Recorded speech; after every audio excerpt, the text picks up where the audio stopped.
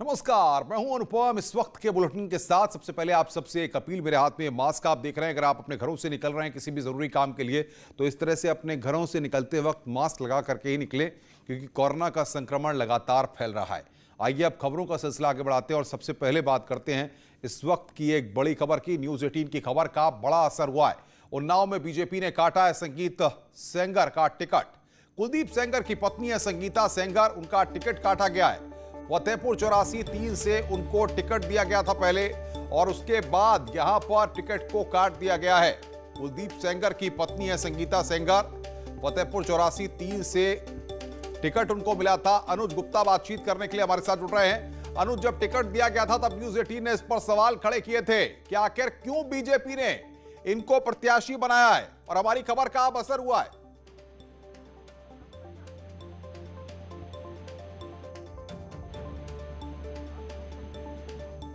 अनुज, आपको मेरी आवाज मिल रही है? अनुज गुप्ता से हमारा संपर्क यहां पर नहीं हो पा रहा है। उन्नाव से हम अनुज से संपर्क करने की कोशिश कर रहे थे। बहरहाल ये बड़ी खबर, बीजेपी ने यहां पर संगीता सेंगर का टिकट काट दिया है। कुलदीप सेंगर की पत्नी है संगीता सेंगर, उनको फतेहपुर 84-3 से टिकट दिया गया था। लेकिन यहां पर जब सवाल खड़े हुए कि आखिर बीजेपी ने क्यों कुलदीप सेंगर की पत्नी को यानी कि संगीता सेंगर को प्रत्याशी बनाया है पंचायत के चुनाव में, तब यहां पर सवाल खड़े होने के बाद बीजेपी ने टिकट को रद्द कर दिया। न्यूज 18 की खबर का यहां पर असर देखने को मिला। फतेहपुर 84 से टिकट दिया गया था। और बड़ी खबर की बात कर रहे हैं नोएडा से। बहलोलपुर में भीषण आग लगी हुई है। झोपड़ियों में भीषण आग लगी है। फायर ब्रिगेड की 12 गाड़ियां इस वक्त मौके पर मौजूद हैं। आग बुझाने की कोशिशें लगातार की जा रही हैं। कई लोगों के फंसे होने की आशंका जताई जा रही है। नोएडा में आग का तांडव, ये तस्वीरें आपकी स्क्रीन पर सबसे पहले न्यूज 18 आपको इन तस्वीरों को दिखा रहा है। किस तरीके से धुएं का गुबार चारों तरफ दिखाई दे रहा है। यहां पर नोएडा सेक्टर 63 के आसपास के इलाकों में भी ये धुएं का गुबार साफ तौर पर देखा जा सकता है। फायर ब्रिगेड की 12 गाड़ियां इस वक्त मौके पर मौजूद हैं, जो आग पर काबू पाने की कोशिशें लगातार कर रही हैं। जो जानकारी न्यूज 18 को मिल रही है उसके मुताबिक आग में कई लोगों के फंसे होने की आशंका जताई जा रही है। दमकल की गाड़ियां इस वक्त आप देख सकते हैं कैमरे पर, ये मौके पर पहुंची हुई हैं और धुएं का गुबार दूर दूर तक सेक्टर 63 बहलोलपुर के आसपास के इलाकों में भी आसमान में ये धुएं का गुबार साफ तौर पर देखा जा सकता है। ये दो अलग अलग तस्वीरें हम आपकी स्क्रीन पर आपको दिखा रहे हैं। एक्सक्लूसिव तस्वीरें इस वक्त आप न्यूज 18 पर देख रहे हैं। किस तरीके से नोएडा के बहलोलपुर में, जो कि सेक्टर 63 में है, वहां पर यह आग लगी हुई है।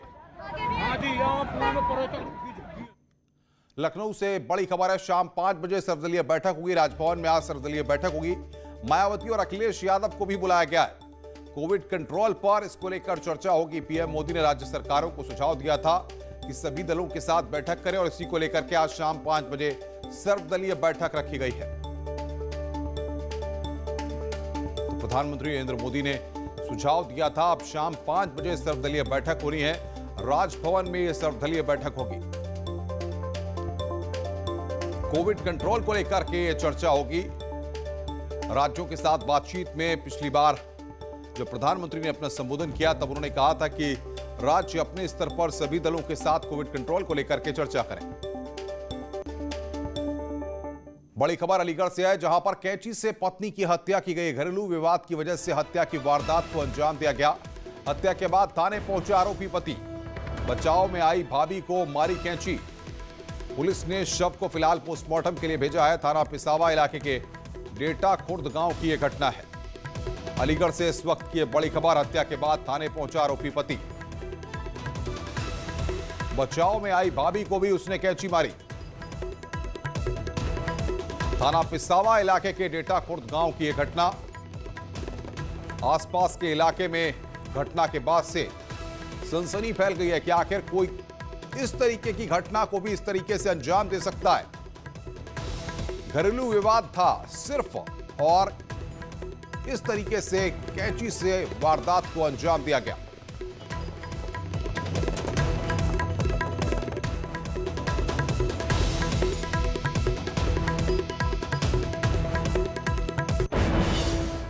और एक बार फिर नोएडा की खबर पर रोक रहे हैं। आपको बता दें कि बड़ी खबर है, नोएडा से बहलोलपुर में आग लगी हुई है। एक बार फिर बड़ी खबर पर हम लौटे हैं। नोएडा से बहलोलपुर में आग लगी है। तस्वीरें इस वक्त आपकी स्क्रीन पर, एक्सक्लूसिव तस्वीरें इस वक्त हम आपको दिखा रहे हैं। धुएं का गुबार चारों ओर है। नोएडा के बहलोलपुर सेक्टर 63 में यह आग लगी हुई है। झोपड़ियों में आग लगी है, जिसमें कई लोगों के फंसे होने की आशंका जताई जा रही है। ये तस्वीरें हम आपको दिखा रहे हैं। अलग अलग सोसाइटीज में जो आसपास के लोग रहते हैं, वो अपनी छतों से भी मोबाइल से वीडियो बना रहे हैं, जिसमें ये धुएं का गुबार दूर दूर तक देखा जा सकता है। वो तस्वीरें भी हमारे पास आई हैं, जिनको हम लगातार दर्शकों तक पहुंचा रहे हैं। और बहरहाल ये तस्वीर आप देखिए कि जब आग बुझाने के लिए फायर ब्रिगेड की गाड़ियां मौके पर पहुंची, 12 गाड़ियां इस वक्त मौके पर मौजूद हैं और आग पर काबू पाने की कोशिशें लगातार उनके द्वारा की जा रही है। जो दो तस्वीरों का जिक्र कर रहे हैं हम, पहली तस्वीर देखिए आप और दूसरी तस्वीर देखिए कितनी दूर से किसी सोसाइटी के ऊपर से बालकनी से वहां पर उस विजुअल को शूट किया गया है। वो हम आपको दिखा रहे हैं कि धुएं का गुबार दूर तक दिखाई दे रहा है। नोएडा में झोपड़ियों में ये आग लगी हुई है, देख सकते हैं आप आग की लपटें भी। बच्चे बहुत मर गए। और जो जानकारी हमारे पास इस वक्त आ रही है, उसके मुताबिक 2 बच्चों की मौत की सूचना आ रही है। बातचीत करने के लिए हमारी संवाददाता प्रीति हमारे साथ जुड़ रही है। प्रीति, क्या अपडेट है, क्या जानकारी मिल पा रही है आपको? बिल्कुल अनुपम, मैं बता दूं कि इस वक्त की एक दुखद खबर सामने आ रही है कि नोएडा के बहलपुर गांव में जो आग लगी है, उसमें 2 बच्चों की जली हुई डेड बॉडी मिलने की सूचना है। पुलिस ने इसको कंफर्म नहीं किया है, लेकिन जिस तरीके से एम्बुलेंस से 2 बच्चों की जो जली हुई जो बॉडी कह सकते हैं उसको कि लेके जाया गया है और अभी तक पुलिस का कंफर्मेशन नहीं गया है। अस्पताल की जिला अस्पताल में उनको रेफर किया गया है, जिला अस्पताल लेके जाया गया है और ये भी कहा जा रहा है कि यहाँ पे अभी सिर्फ 2 बच्चे ही नहीं और भी लोग हैं जो जिनके फंसे होने की सूचना सामने आ रही है। हालांकि पुलिस की तरफ से आधिकारिक तरफ से किसी के मरने की घोषणा अभी आधिकारिक तौर पर। लेकिन सवाल ये है कि कई घंटे हो चुके हैं आग को लगे, 12 दमकल की गाड़ियां मौके पर हैं, अभी तक आग पर काबू क्यों नहीं पाया गया? बिल्कुल अनुपम, ये जो आग लगी है इसको कम से 1.5 घंटे से ज्यादा का समय हो चुका है। जब आग लगी थी तो स्टार्टिंग में 3 जो दमकल की गाड़ियां हैं वो मौके पर पहुंची थी। पहले ये अंदाजा नहीं था कि आग इतनी बड़ी है। 3 दमकल की गाड़ियां पहुंची थी, उसको भी पहुंचने में काफी समय लग गया, क्योंकि जो इलाका है और जो जहाँ पे आग लगी है, जो गांव है जहाँ पे झोपड़पट्टी जहाँ पे आग लगी थी, वो गलियां है, मतलब बहुत सकरी गलियां हैं, तो वहाँ पे दमकल की गाड़ियां पहुंचने में समय लग गया। उसके बाद जब आग ने इतना विकट रूप लिया, उसके बाद 12 गाड़ियों को और बुलाया गया और अभी आधिकारिक तौर पे वो जो गाड़ियां हैं दमकल की और जो इनकी संख्या है और बढ़ाई गई है और जो दमकल की गाड़ियां हैं वो अभी रास्ते में यहाँ पहुंच गई है। लेकिन ये जो आग है ये और ज्यादा विकट होती जा रही है, विकराल होती जा रही है और आसपास का जो एरिया है वो पुलिस ने खाली करवा दिया है। सवाल ये है कि इन झुग्गियों में आग किस वजह से लगी और इन झुग्गियों में जो लोग रह रहे थे, फिलहाल क्या उनको दूसरी जगह पर शिफ्ट किया गया है? प्रशासन की तरफ से कौन-कौन से अधिकारी मौके पर पहुंचे हैं? बिल्कुल अनुपम, जैसा मैंने आपको बताया कि जो आग लगी है, आग लगने के बाद जो आसपास का जो एरिया है उसको खाली करवा लिया गया है, क्योंकि ये पूरा जो एरिया है पूरा रिहायशी एरिया है। यहाँ पर गांव है बगल में और बगल में बड़ी बड़ी हाई राइज सोसाइटी है, तो सोसाइटी में भी आग ना पहुंच जाए और जो गांव है गांव से आग कहीं और न पहुंच जाए। जो लपटें हैं वो बहुत तेज है, जैसा हमारे दर्शक देख पा रहे हैं कि आग का एक बड़ा गुबार देखने को टीवी स्क्रीन पे हमारी मिल रहा है। तो आग जो है उसकी जो लपटें हैं वो बहुत तेज है और अगल बगल पूरा रिहायशी एरिया है, हाई राइज बिल्डिंग्स है, सोसाइटी है, यहाँ पे पूरा ये रिहायशी एरिया पूरा घिरा हुआ है। तो उसको लेकर जो आला अधिकारी है वो और ज्यादा सचेत है, आग पे काबू करने की कोशिश की जा रही है। हालांकि अभी आग पर काबू नहीं किया जा सकता है, क्योंकि ये जो झोपड़पट्टियां थी ये एक प्रीति, कुछ इस तरह की जानकारियां भी आ रही हैं कि आसपास के जिलों से, गाजियाबाद से और बाकी जिलों से भी फायर ब्रिगेड की गाड़ियां बुलाई जा रही हैं। बिल्कुल अनुपम, जैसा मैंने आपको बताया कि 12 गाड़ियां बुलाई गई थी, लेकिन उनसे काम नहीं चल पा रहा है, आग पर काबू नहीं पाया जा सका है। इसलिए दमकल की जो और गाड़ियां हैं उनको नोएडा से भी कॉल किया गया है कि और गाड़ियां जो है दमकल की वो जल्द से जल्द पहुंचे और गाजियाबाद जो बिल्कुल सटा हुआ है नोएडा से, तो वहां से भी मदद मांगी गई है। वहां से भी जो दमकल की जो गाड़ियां हैं उसको भी मौके पर पहुंचने के लिए कहा गया है। कम से कम अभी कुछ ही देर में ये उम्मीद की जा रही है, जैसा अधिकारियों से हमारी बात ही जो बता रहे हैं कि 15 से 16 जो दमकल की जो गाड़ियां हैं कुल वो यहाँ पर पहुंच जाएंगी। प्रीति, क्या मौके पर नोएडा के कोई भी वरिष्ठ अधिकारी अब तक मौके पर पहुंचे हैं? पुलिस के अधिकारी मौके पर पहुंचे हैं? कोई अपडेट दे पा रहे हैं मीडिया को? पुलिस के जो अधिकारी की बात करूं तो पुलिस के जो एसीपी है वो पहुंचे हुए हैं, नोएडा के कमिश्नर अभी पहुंचने वाले हैं, यहाँ पर खुद पहुंचने वाले हैं और जो यहाँ के जो आला अधिकारी हैं वो मौके को की अपडेट लगातार ले रहे हैं। लेकिन अगर बड़े अधिकारियों की बात करूं तो अभी नोएडा के जो एसीपी है, डीसीपी है, वो यहाँ पर पहुंचे हुए हैं। नोएडा के पुलिस कमिश्नर खुद अभी रास्ते में है, खुद यहाँ पहुंचने वाले हैं, बस कुछ ही देर में यहाँ पहुंच जाएंगे। लेकिन जिस तरीके से आग लगी उसको लेकर अभी अधिकारी मीडिया से कुछ भी बात प्रीति, आप मौके पर हैं, आसपास के लोगों से आपने बात की होगी, आसपास के लोग क्या जानकारी दे पा रहे हैं? कितने परिवार वहां पर थे, कितनी झुग्गियां थी और कब से वहां पर रह रहे थे? जो आसपास के लोग हैं वो ये बता पा रहे हैं कि यहाँ पर कम से कम 40 से 45 जो झोपड़पट्टियां हैं वो बिल्कुल लगी हुई हैं। हालांकि ये जो एरिया है ये काफी बड़ा है और यहाँ पे जो 40-45 जो झोपड़पट्टियां वो एकदम सटी हुई हैं। बाकी थोड़ी थोड़ी दूर पर जो लोगों ने जो अपनी झोपड़पट्टी जो घर बना के लोग रह रहे थे, लेकिन 40-45 का आंकड़ा बताया जा रहा है कि जो बिल्कुल सटी हुई है इसमें एक झोपड़पट्टी में आग लगी होगी और जो बिल्कुल तेजी से इन घरों को बिल्कुल जल के। बहुत बहुत शुक्रिया प्रीति आपका, आप नजर बना के रखिए, आगे भी हम आपसे अपडेट लेते रहेंगे। प्रीति हमारी संवाददाता इस बड़ी खबर पर लगातार हमारे साथ बने हुए हैं, रुक रहे हैं यहाँ पर हम एक ब्रेक के लिए, ब्रेक के बाद भी बड़ी खबरों पर लगातार बने हुए हैं। स्वागत है ब्रेक के बाद। हरिद्वार से बड़ी खबर इस वक्त आ रही है। महेंद्र नरेंद्र गिरी कोरोना पॉजिटिव हुए हैं। अखिलेश यादव ने आज ही मुलाकात की थी। महेंद्र नरेंद्र गिरी से अखिलेश यादव ने मुलाकात की थी, अस्पताल जाकर यह मुलाकात हुई थी। बड़ी खबर इस वक्त, महेंद्र नरेंद्र गिरी कोरोना पॉजिटिव हुए हैं। आज ही अखिलेश यादव ने अस्पताल में जाकर के उनसे मुलाकात की थी और उस वक्त की तस्वीर हम आपकी स्क्रीन पर आपको दिखा रहे हैं जब महेंद्र नरेंद्र गिरी से अखिलेश यादव जाकर मिले थे। और ये तस्वीर महेंद्र नरेंद्र गिरी की।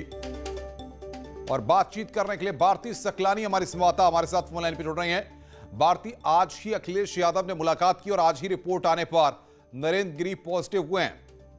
बिल्कुल एक तरह से कहा जा सकता है अनुपम की लापरवाही है। जब आपके सिम्टम्स आप में है, आपकी टेस्ट रिपोर्ट जो है वो अभी तक नहीं आई है, उसके बावजूद आप इस तरीके से मुलाकात कर रहे हैं, कहीं ना कहीं इस पर सवाल उठ रहे हैं। कल की अगर हम बात करें, कल मेरा अधिकारी ने भी जो है वो मुलाकात की थी, आज अखिलेश यादव मिलते हैं, कई साधु संत यहाँ पर मुलाकात कर रहे हैं। तो अब इन सब लोगों को यहाँ पर आइसोलेट करने की बातें कही जा रही हैं। सीएमओ से भी बातचीत हुई है, सीएमओ कह रहे हैं कि देर शाम तक कई और साधु संतों की रिपोर्ट यहाँ पर आ जाएगी, उसके बाद ही कुछ स्थिति यहाँ पर क्लियर हो पाएगी। सचिव की अगर हम बात करें, अखाड़ा परिषद के जो है उनमें उनकी तबीयत भी खराब बताई जा रही है, उनके भी टेस्ट रिपोर्ट ये कहा जा रहा है कि देर शाम तक आएगी। लेकिन ये जो तस्वीरें हैं ये बता सकती हैं फिलहाल अभी क्या अखिलेश यादव वहीं पर हैं, आज उत्तराखंड में ही हैं? क्योंकि अब जिस तरीके से प्रशासन उनको संपर्क करेगा क्या अखिलेश यादव को? देखिए बिल्कुल यहाँ पर उनकी ट्रेसिंग भी की जाएगी, लेकिन फिलहाल जो खबरें हमारे पास आ रही है वो ये है कि अखिलेश यादव उत्तराखंड से निकल गए हैं, यहाँ से वो चले गए हैं। लेकिन आप बिल्कुल भारती, बहुत बहुत शुक्रिया आपका हमारे साथ जुड़ने के लिए और बातचीत करने के लिए। प्रधानमंत्री मोदी का आत्मनिर्भर भारत का आह्वान देश की अर्थव्यवस्था के एक अहम मोड़ पर आया है। नेटवर्क 18 की पहल और आईटीसी द्वारा प्रस्तुत इस खास पेशकश स्वाभिमान भारत में हम आपके लिए देश भर से ऐसी कहानियां लाते हैं जो आत्मनिर्भरता का बेहतरीन उदाहरण पेश करती हैं। इन्हीं में से एक और कहानी है आईटीसी होटल्स की, जो एक जिम्मेदार लग्जरी ब्रांड के साथ साथ भारतीय व्यंजनों के स्वाद को दुनिया भर में पहुंचा रहे हैं।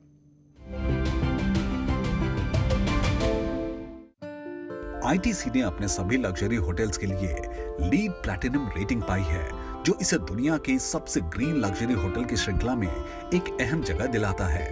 इन्हीं में से एक शानदार होटल है आईटीसी कोहिनूर, जो हैदराबाद के एक व्यापारिक जिले के बीचों बीच स्थित है। ये लीड प्लैटिनम रेटेड होटल इस क्षेत्र की संस्कृति विरासत को संभाले हुए है। विशाल झील के सुंदर दृश्य के साथ ITC Kohinoor. Here we are at the crowning jewel of the ITC Hotel Kohinoor, the Dampuk Begums. It is our endeavor today to find out how to make a good kachi gosht ki biryani. As you would all know, biryani has got a lot of legend that it comes along with. Whatever may be the legend, the biryani is here and it's captured the imagination, the hearts, the minds of quite a few generations. And here we are trying to uphold that tradition. Metallurgy plays a very important role in cooking, so, and of course the shape of the vessel. So biryani we typically make in what we call a lagan, which is a very wide mouth vessel. नमस्ते के साथ ही आपको भारत की परंपरा ITC hotel के अनुभव में रची बसी दिखेगी। इसके साथ ही एक जिम्मेदार लग्जरी ब्रांड के रूप में भारतीय व्यंजनों को दुनिया भर में पहचान दिलाते हुए ये स्वाभिमान भारत के बेहतरीन उदाहरण साबित हुए हैं।